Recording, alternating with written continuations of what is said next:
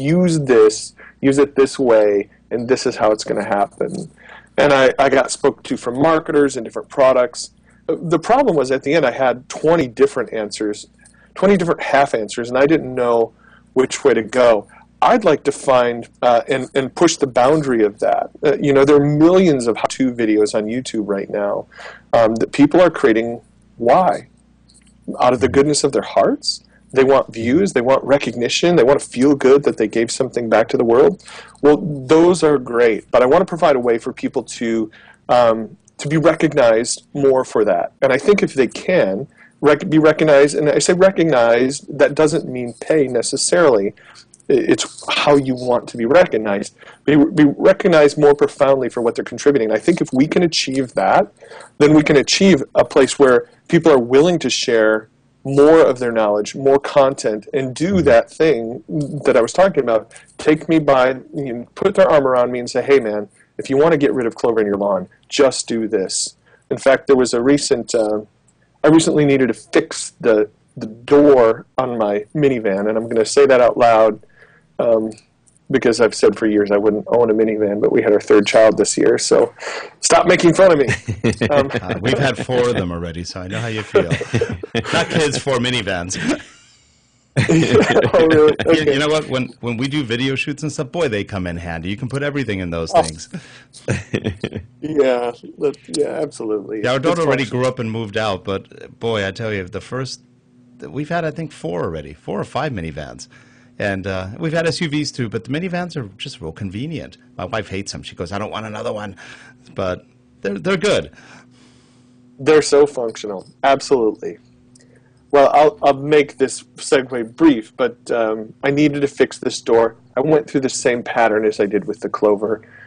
45 minutes I was searching for the answer, how to fix this door in my minivan. And I said in my mind, I'll just pay someone. If they gave me the answer to this, I would just pay them. But the problem was I ran across something. It was askadodgemechanic.com, which was it was a Just Ask, I think is the name of the site that promotes that. And you can pay $15 and you can ask a Dodge mechanic. And I didn't do it, and I kept looking, and I stopped myself. I said, dude, what are you doing? You just told yourself in your mind that you would pay someone. And here's a Dodge mechanic that could tell you exactly how to fix that thing, and you're not doing it. And I asked him, why wouldn't you pay? It's $15. You can afford $15. You just spent 45 minutes looking. And I answered back to myself. I talk to myself a lot. I don't know if that's apparent through the story, but I answered back and said, well, I think it's because I haven't reached the end of the internet yet. I still have faith that I'm going to find something for free. And you know what? In about 10 more minutes, I did find it. I found a 4-minute YouTube video. The guy opened up his door, pulled the track out, showed the broken wire, showed how to fix it, put it back together, pushed the button, the door closed, 4 minutes. And then I said, I would pay him. If there was a way I could pay him right now, I would pay him. So there's a profound question in there that I think ties back to the conversation we were just having about trust. Is that and free is that, and I think Larry said it right. And free should be a gateway to pay. Absolutely, because I didn't know if I could trust this Dodge mechanic. I didn't know really if this Dodge mechanic was going to give me the right answer. But because I saw this 4-minute YouTube video, man, he saved me $150. I'd give him 10. I'd right now, if there was an easy way I could click a button and click pay, I'd give him $10 right now. And there's another thing. And there's another thing you dodged. I went to that same site once. I had a vet problem. Weekend, vet's not here, and I just said, let's see if I can find an answer online. I didn't find an answer specifically for what we needed, so I found this. It was either Just Answer or Answer It. I forgot what it was called, but there was a downside. I did talk to a vet, $15. He gave good advice, and they have hounded me forever with emails. Oh. And you know what? I'm not paying $15 again to that place. It's even though the answer was good, the irritation wasn't. And so that's just something to so you missed, you dodged that bullet of getting a lot of emails a year later. Did our solution help you? Yeah, I told you that 14 times already. Yeah. And it just goes on. And by the way, we have other services. And you know what? That's marketing that you don't really want. Mm-hmm. And it just becomes an irritant rather than, okay, so am I going to go back there? No, because I don't trust them anymore. Right. Because I know they're just going to just keep pushing more emails. And so you're right, trust. It's all about trust. And I've gone to YouTube same way many times where I found the one bit of information I was looking for. And the problem with YouTube, most people don't know how to tag. So it's hard to find things because they're not tagged right. But Yeah. once you find the tag, wow, you can find all sorts of arcane information that's right there for free. And you're right, I'd pay some of these guys 15, 20, $100 for some of the stuff I've gotten out of it that saved tons of time in the long run. But without trust, the pay for something is a little more risky. Well, and I think there's a certain level of I think you both hit on it. There's a certain level of expertise that you do find in places like YouTube. And here's a great comparison. A product that I love, I know Rick loves this product too, is lynda.com, lynda.com. And if I'm looking for questions on a software program, my first instinct is to go to YouTube and see if I can find a video there. But after a while, I'm like, you know what? Either I don't have the time to keep doing that, or I'm just not finding the right answer that I need. So now it is time to pay, and I go to Lynda has like a $25 a month subscription, and the library of information there for $25 is amazing. So It's free. I am willing to pay that. It's almost free. If you think about what you're getting, it's free. Yeah. Thousands and thousands of video. I remember once I was doing a thing where I needed to know a little bit of After Effects, and I knew just enough to be dangerous, but in this case I needed to know how to green screen in After Effects. Okay, I looked at a couple of books, nothing. Looked at the Adobe manual, okay, now I'm ready to shoot myself. So, okay, how do I green screen this stuff? Went to lynda.com, oh, they have an After Effects class. Oh, look, they have a little section, 1 5-minute thing on green screening. Been green screening for 3 years since that one little 5-minute investment. But yeah, I've been subscribed to them for over 10 years, and every penny, the $250 a year we spend is more than worth it. And again, trust. They have good teachers, they have good content. It is well worth the money that you pay for, and I think we pay it willingly because you know you're going to get good value for it. Yeah.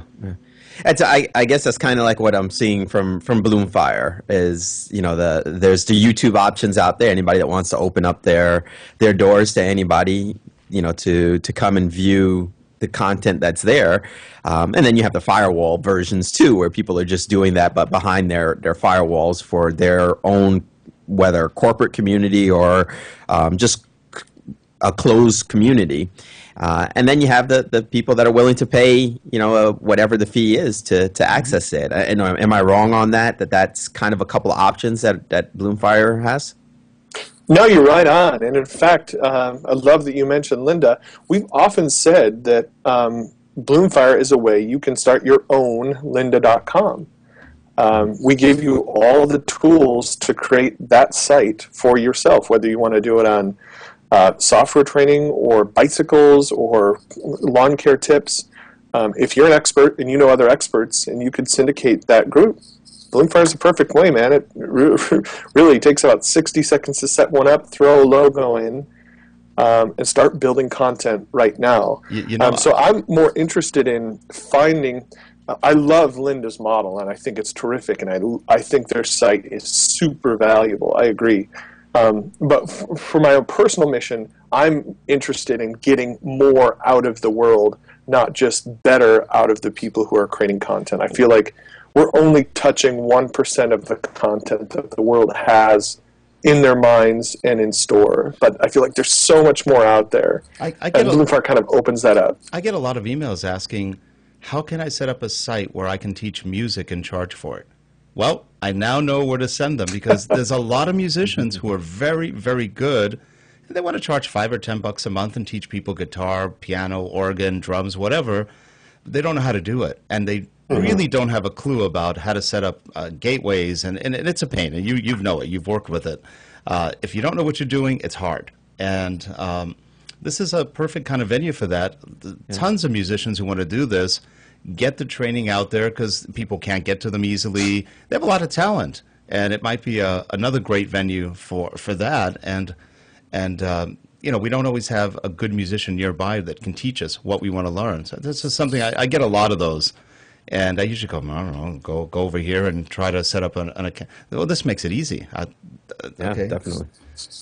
Yeah, you're right. And beyond even that use case, usually when you take a music lesson from someone, you have a half an hour with that person. That's it until next week. Mm-hmm. You don't have the chance to ask questions, and you don't really know who else they're teaching and where they're at. In fact, you know, when I took guitar lessons, I knew that guitar teacher was teaching some amazing guitar players that I would love to even just take lessons from. So it kind of brings that group together, that little following, that fan base, where now you can ask questions of other learners. And we know that when we teach, we learn at a higher level. So if you can bring learners into the teaching process and shift that responsibility from the teacher, from that mentor, down to the learners and allow learners to become teachers, which is the basis of Bloomfire, it creates for a more valuable, more profound learning experience for everyone who's a member. Oh, I think we just lost Terrence, so I'm going to bring Terrence back, and Okay. yeah, it just said connection lost. I go, he's disappeared on us. Oh, he's doing a ninja thing again. Yikes. He does ninja stuff every so often. Let me see if I can get him back. I've got you on the screen, and maybe you can talk a little bit about what the first steps are for people when they get into Bloomfire. You know, kind of give an idea of what they can look at, and just kind of spark their creative juices a bit while I try to get him back. Well, the first thing you need to have is a reason, something to share, something you're passionate about, something you're interested in. This could be for you your employment. It could be something you want to solve within your organization. Meaning we just can't connect. All of our sales reps are reinventing the wheel in their own territory. I wish there was a way they could get together. Or, man, I love Jeep Cherokees, and I really wish I could learn what other people are doing to pimp their Jeep Cherokee, or whatever that is. Have a reason, something you want to share knowledge on. Music would be wonderful. I'm a musician, and I would love for this I would love for Bloomfire to enable musicians to share their craft and hone their skills. So first, find your purpose. You're trying to reach. I'm sorry and about then that. second, think about how you're going to launch it. The launch process. Now, none of us, not none of us, few of us went to marketing school and understand how to launch products and strategically through markets, and you don't need to think through that. But what you do need to think through is the idea of creating a nursery. And I mentioned it earlier. A nursery is a small group of people that basically allow this site to take wings. It's the cool kids that you invite to the dance to start dancing. Yep. So that when everyone else comes in, there's already dancing happening in the space, right? So that's the idea of the nursery. You want the cool kids dancing. You don't want the cool kids sitting at the punch bowl when they come in. So get the site live. Find some like-minded people. So if you're a professional mountain biker, you might find some other professional or novice mountain bikers who are probably your friends already, and just say, hey, I want to create this site where people just share tips and tricks and tweaking their bikes, trails that we ride, and other techniques in the mountain biking lifestyle, and get them to believe in what we're pulling this site together for, and then have them start creating content together, and then that little seed group will start to blossom, just like a nursery does. It blossoms out. And when it blossoms enough, you can take the plants you plant in the nursery and go plant them in the garden. That's when you can start bringing other people in and kind of